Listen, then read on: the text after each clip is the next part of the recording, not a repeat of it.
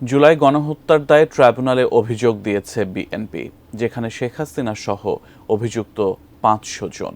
বিএনপির মির্জা ফখরুলের স্বাক্ষর করা অভিযোগ ট্রাইব্যুনালে জমা দেয় দলটির গুম, খুন ও তথ্য সংরক্ষণ কমিটি।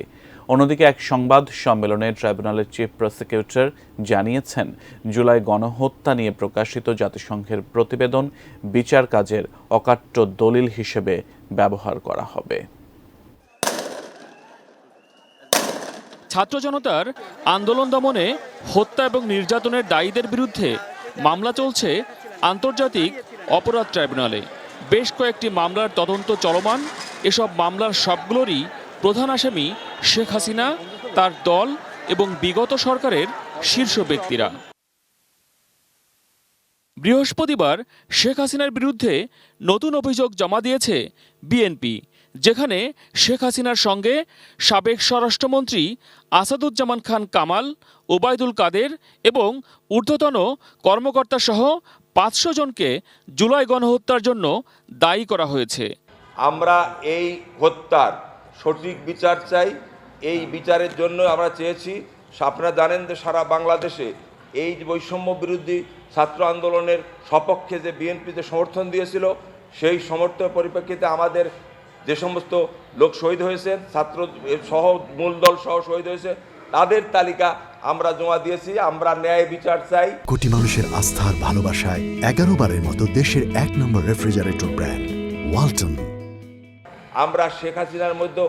অন্যদিকে জুলাই গণহত্যা নিয়ে প্রকাশিত জাতিসংঘের প্রতিবেদন নিয়ে সংবাদ সম্মেলন করেন ট্রাইব্যুনালের চিফ প্রসিকিউটর তাজুল ইসলাম।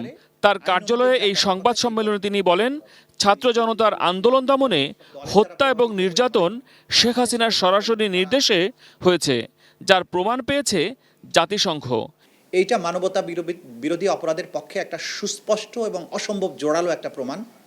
এই প্রমাণটি আন্তর্জাতিক অপরাধ ট্রাইব্যুনালের তদন্ত সংস্থার মাধ্যমে একটা এভিডেন্স হিসেবে ট্রাইব্যুনালে আসবে এবং যেহেতু জাতিসংঘ এটি বিশ্বের সবচাইতে বড় এবং সর্বজন গ্রহণযোগ্য একটা সংস্থা, তাদের এই রিপোর্টটা সম্পূর্ণ ইম্পার্শিয়াল, কোনো দলের দ্বারা প্রভাবিত হয়ে হয়নি।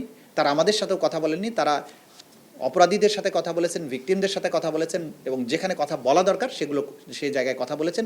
সুতরাং এটা অকাট্য দলিল প্রমাণ হিসাবে এই আদালতে ব্যবহার করা যাবে এবং সেটা আমরা ব্যবহার করব বলে আপনাদের জানাচ্ছি।